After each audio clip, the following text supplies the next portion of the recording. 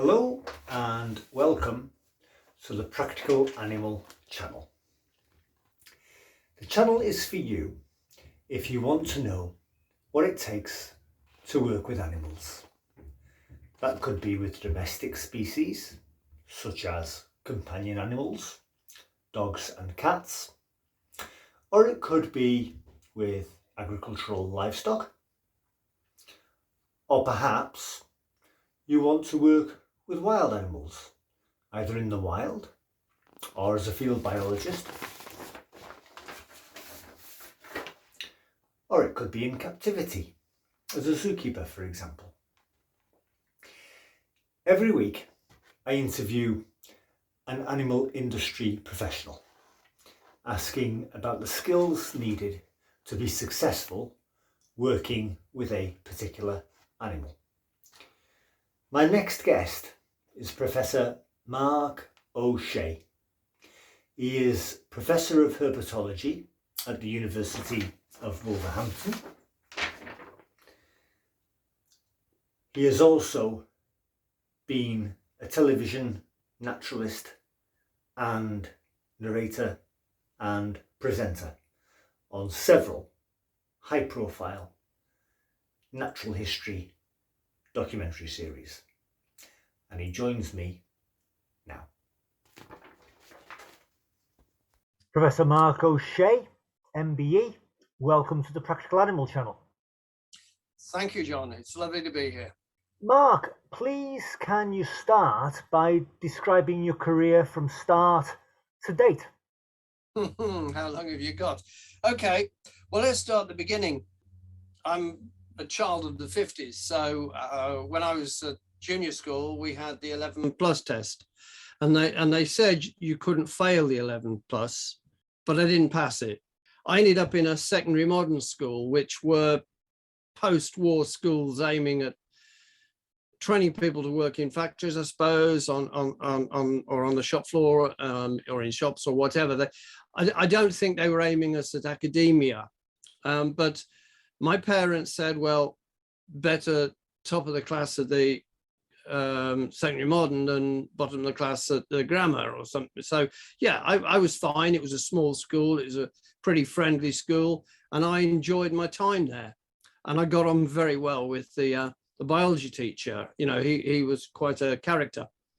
And then because it was a small school, they only went to 5th year, and so I got my CSEs, and to get A levels, to go higher, to hopefully go to university, I transferred to a comprehensive for 2 upper 6 years, and I did not like it. It was a big school. I didn't get on with the head of biology, which was really serious. He did not like me, and I can't say I was completely impressed with him.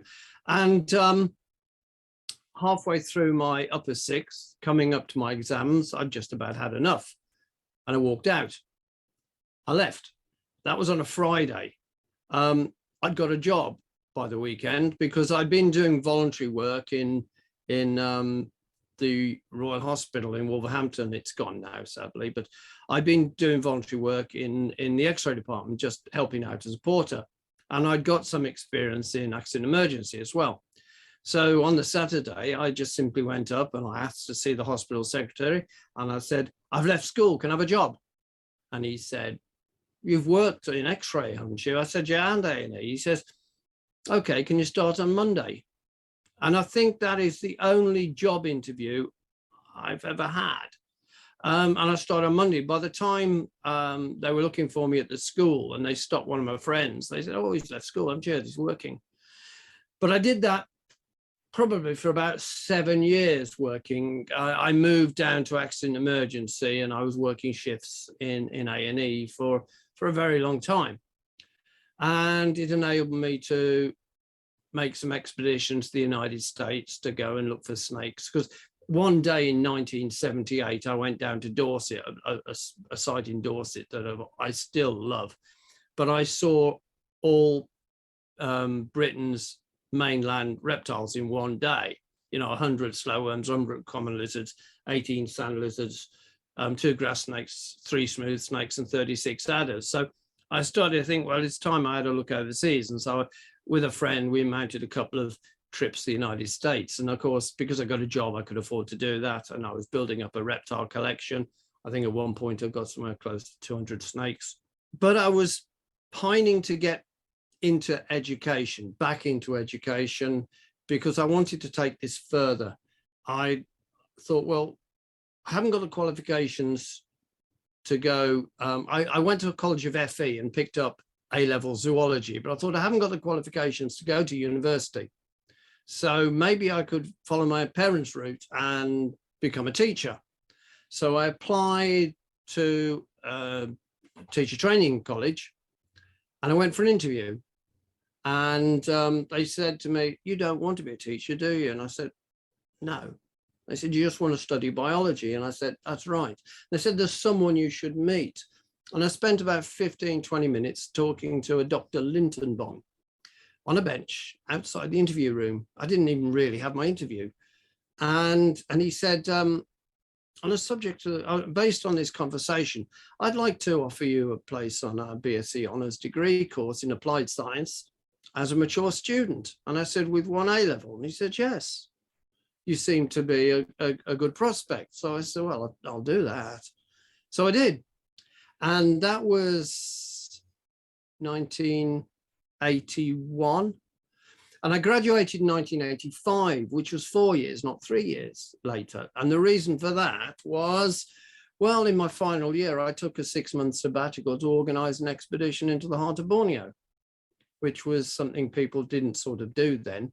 I was going on an expedition which fell through and I'd got the time. So I got in touch with the people who'd been going to go on the expedition, the original 18 people. And 6 of them said, "Well, we're still keen to go." So I basically reorganized the whole thing.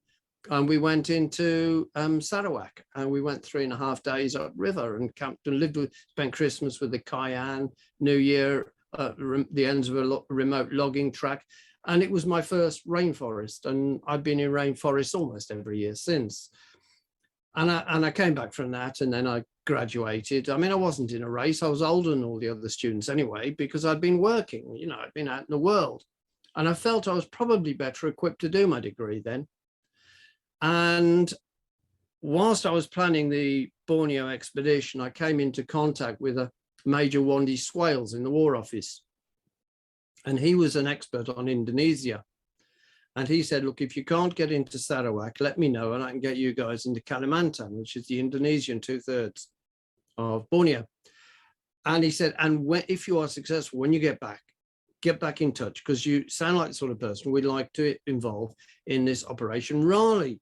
And Operation Raleigh was a 4-year round the world, multidisciplinary, multinational expedition.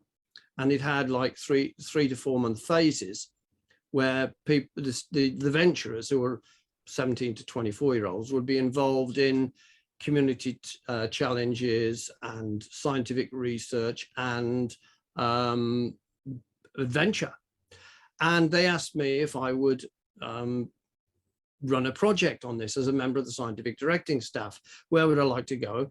Well, I should really say that when I came back from Florida, I was given a form to fill in on the flight. If we organized trips elsewhere, where would you like to go? And I bought Borneo, the Amazon Orinoco Basin, and Papua New Guinea. And then, but really, because I thought they'd think I was joking, but those were the places I wanted to go. I'd already still in the 80s, I'd been to Borneo. And I said, Papua New Guinea. It's always fascinated me.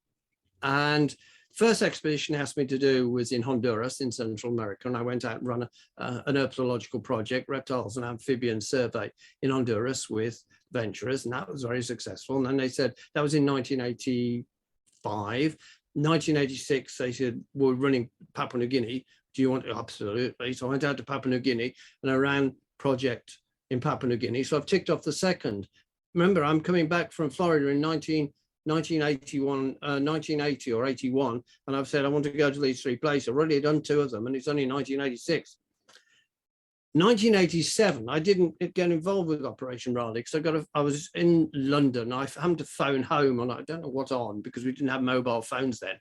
must have been a phone somewhere. And I phoned home to speak to my mother, and she said, "Oh, the Royal Geographical Society have been on the phone. Will you go round to see them?" So I went round to see the director of the Royal Geographical Society, and he said, "We're running a big project in Brazil, a 13-month ecological project, and we need a herpetologist. Would you be interested?" And I said, "Of course, yes, absolutely."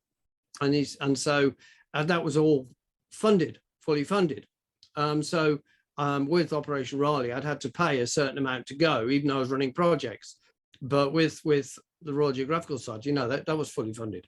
So I went out and I spent 5.5 months out there in the wet season. Then I came back for a brief break. Then I went back out to do 2 months dry season comparatively. So that was 1987 and 88.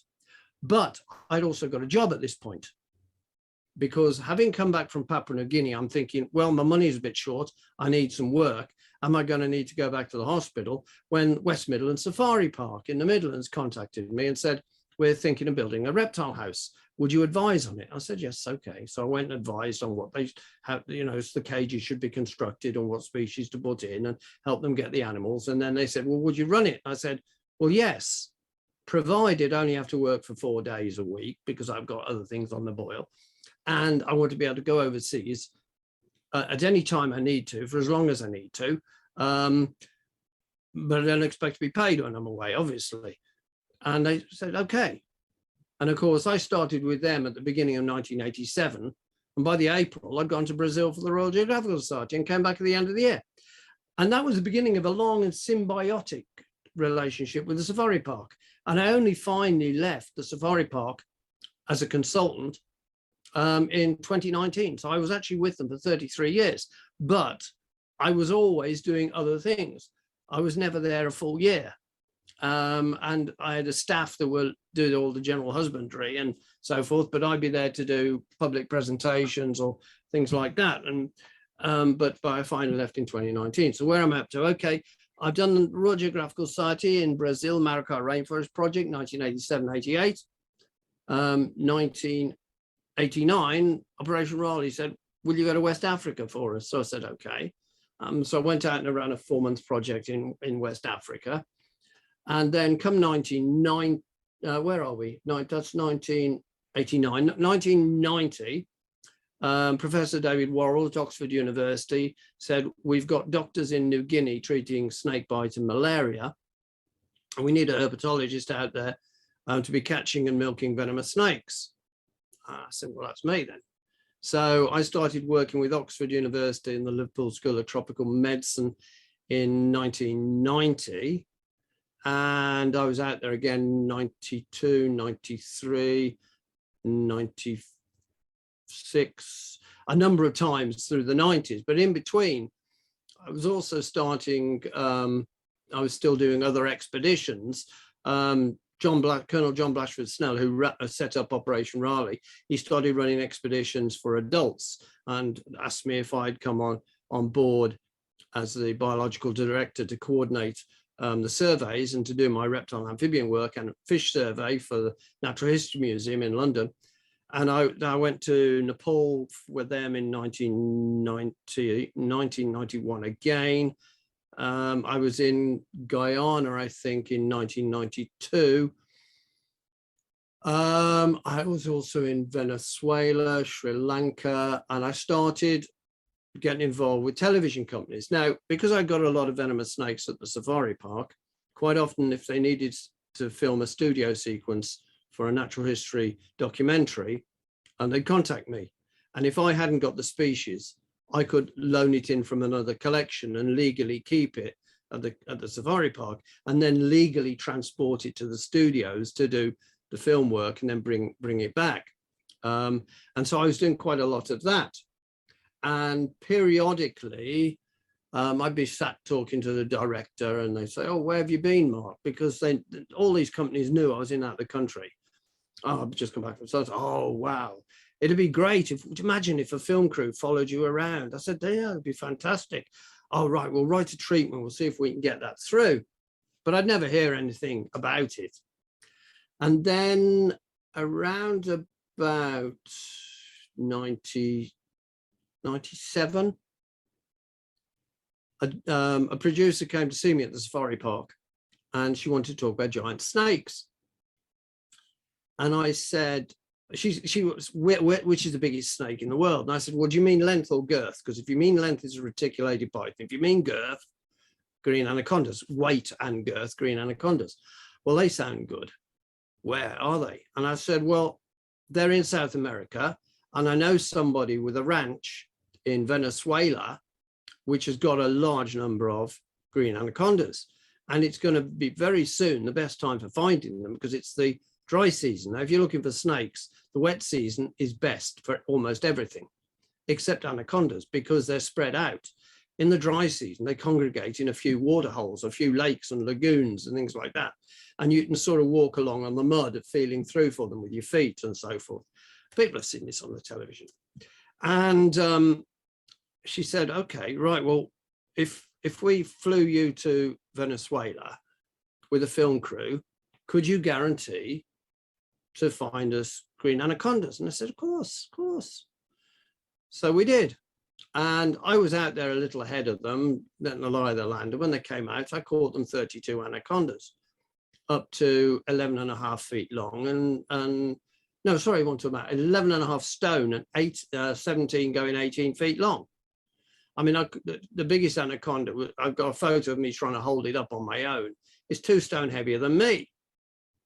So yes, and I caught them caiman as well, the South American alligators for good measure, and we made that documentary. And it was so well received that they said, we're going to bid for a, that was for Discovery and Channel 4, and they said, we're going to bid for the To the Ends of the Earth season, the second season of To the Ends of the Earth, and we'd like to make a film with you. Would you do another film with us? And I said, yeah, of course. The funny thing was that 2 other production companies contacted me with exactly the same request.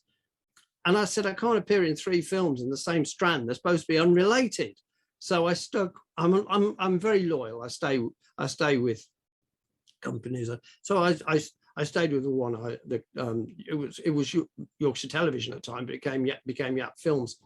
And we went out and made a film about black mambas down in South Africa.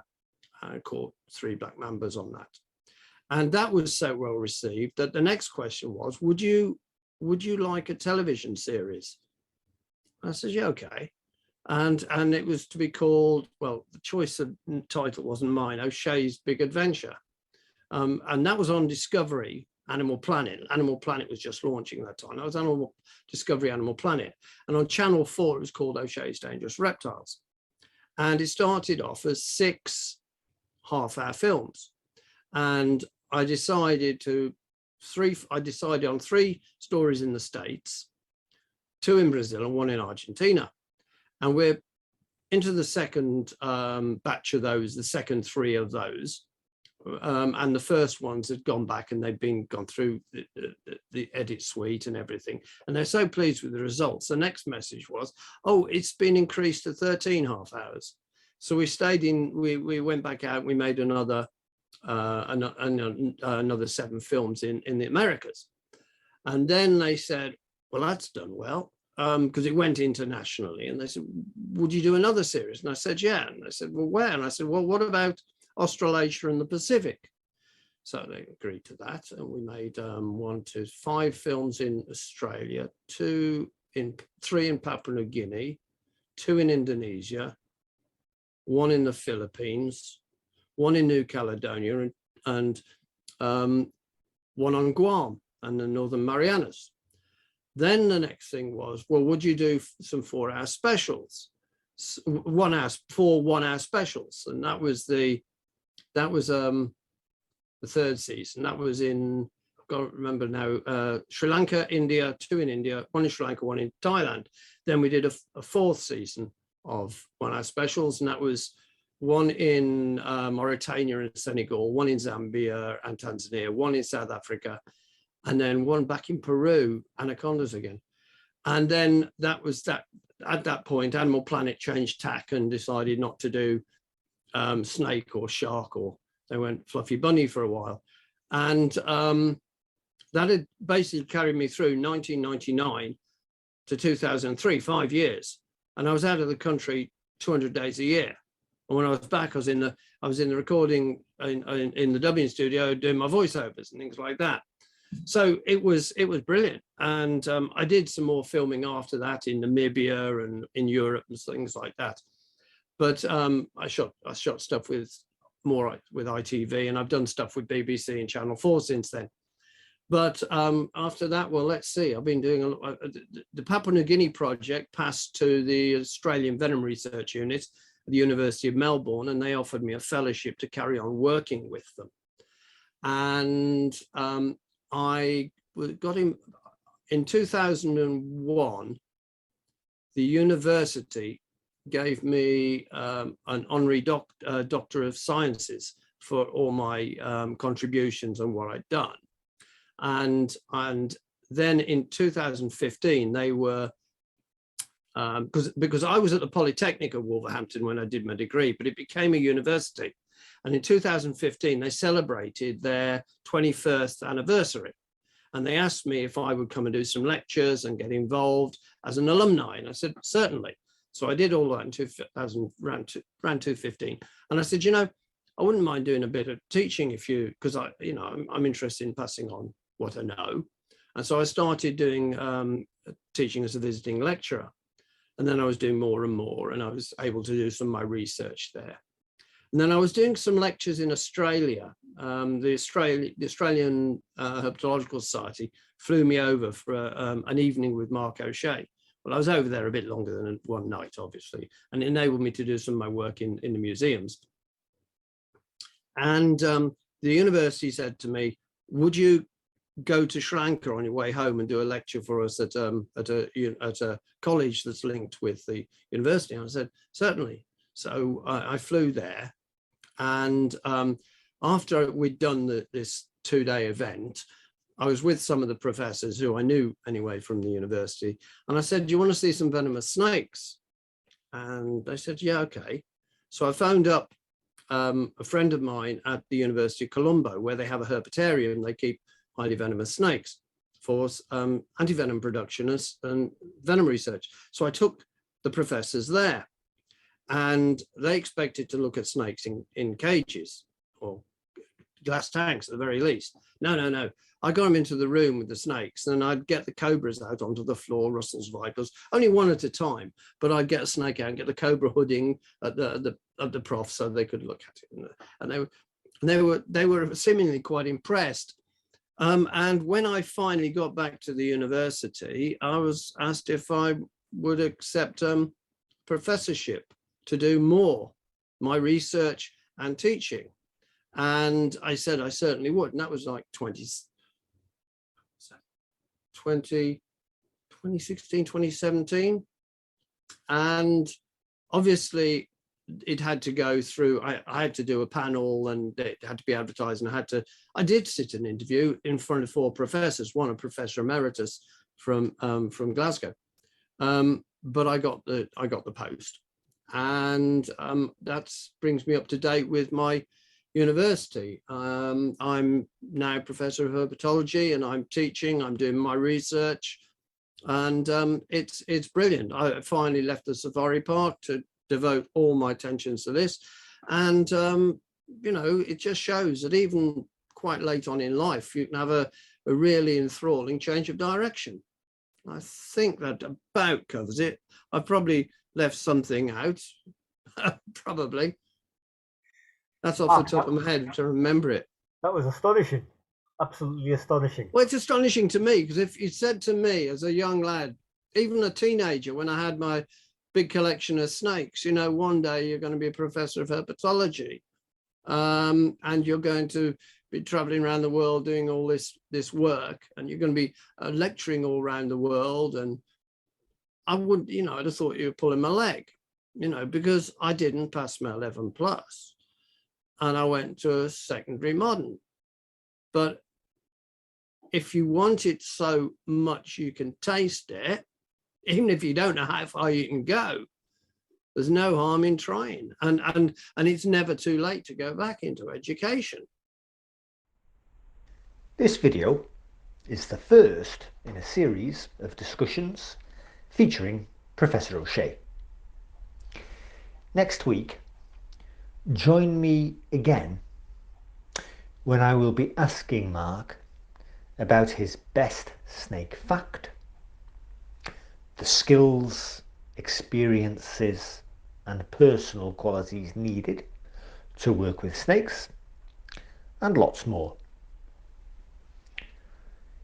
If you found this video interesting, describing, as it does, Professor Mark O Shea's career, I would like to ask you to consider clicking like, and please, if you can, do share it with your friends and followers. Professor Mark O Shea obtained his degree as a mature student and has presented some great natural history programs.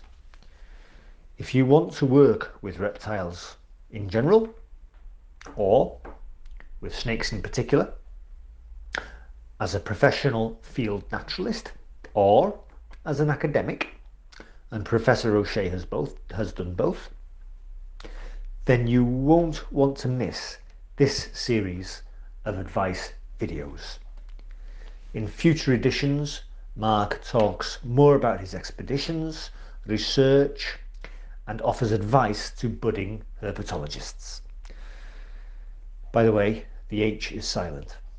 See you next week, and in the meantime, enjoy some footage of a pied wagtail being kept low in the pecking order by this blackbird.